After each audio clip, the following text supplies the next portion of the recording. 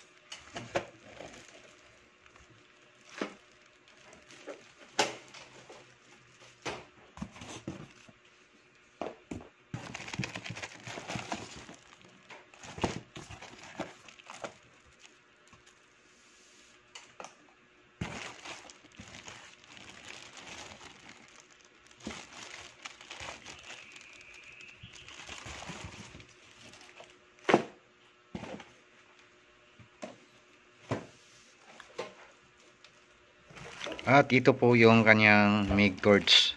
Yan, kumpleto po siya. Meron po siyang MIG torch, ground wire at saka yung arc torch.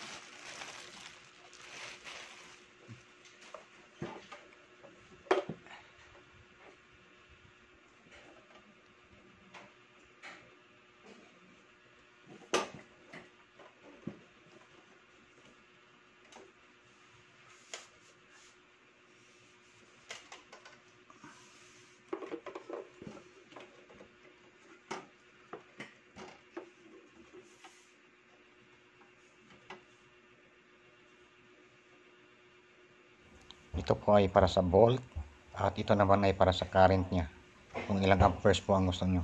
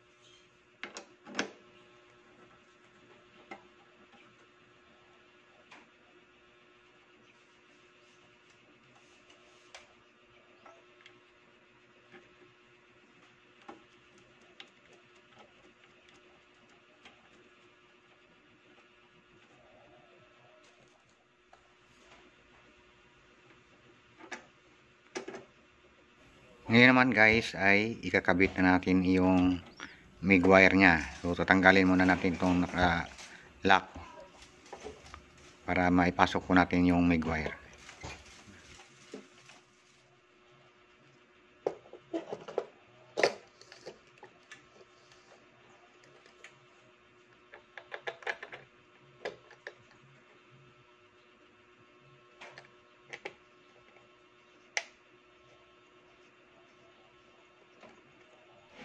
Tapos ipasok naman natin yung dulo sa may butas na may dalawang bearing sa gitna.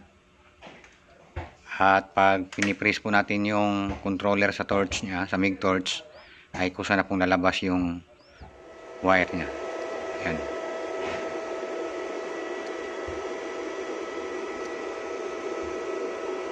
Ayan, iikot yan pag pinipress po natin yung trigger niya. Hanggang sa lumabas. Ayan, lumabas na po.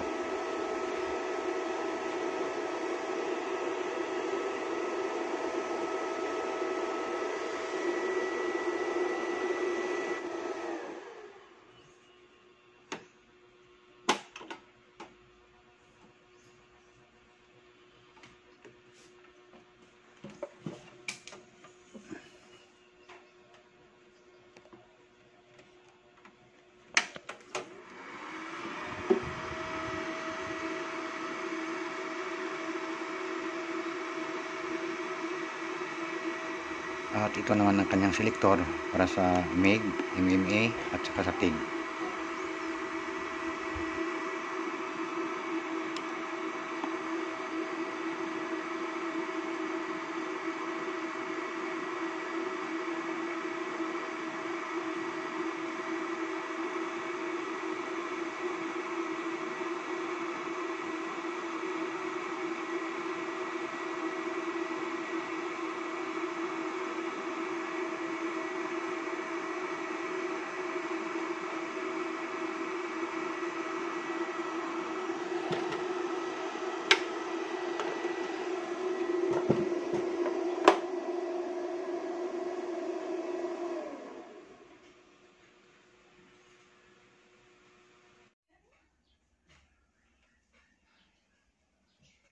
At ayan mga katools, at atin na pong i-test po yung ating bagong MIG 950 na portable welder.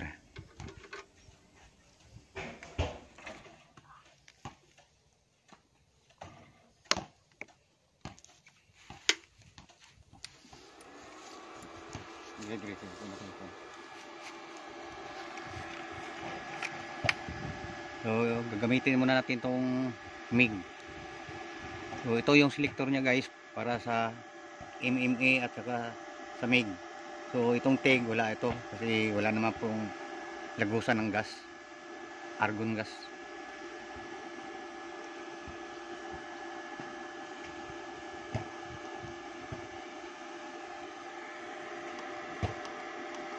Ayan, dito tayo sa 1.0 kasi 1.0 mm yung ating kuan, yung MIG wire na ginagamit natin.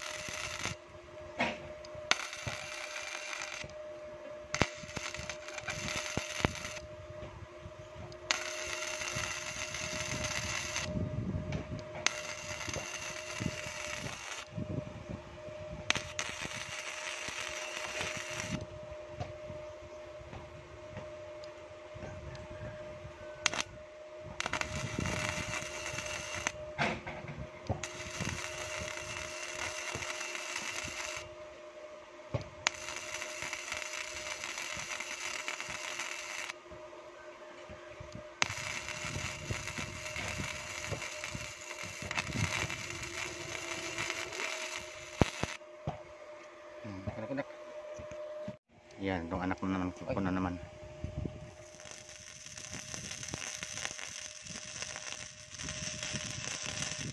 Guys, okay naman po siya, kaso hindi naman po kami mga professional na welder.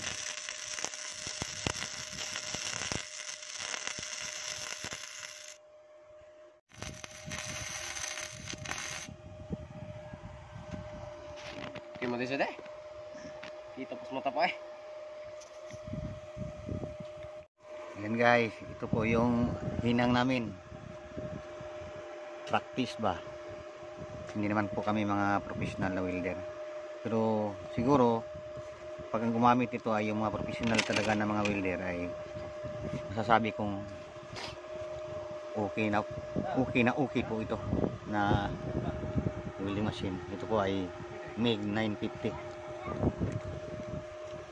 Ngayon, susubukan naman po natin itong arc, kung okay din po ba siya.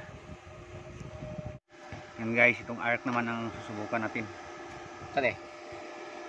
Yan. Tapos dito hindi natin yung MMA. Kanaw daw na kung kasi nagsiga na MMA. Oh, MMA. Okay, so yan.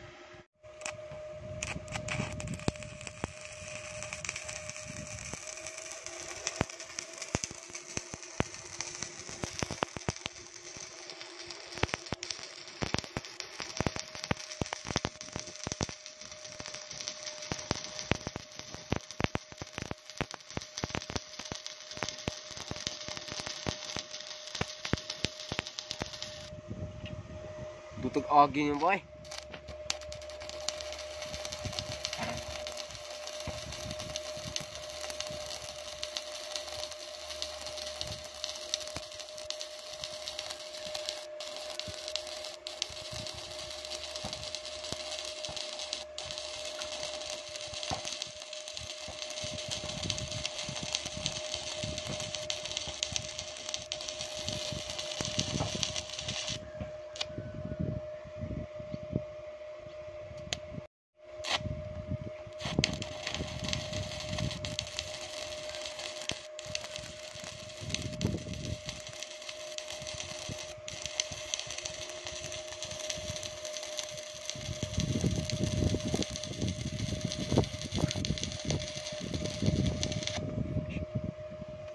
Yan po.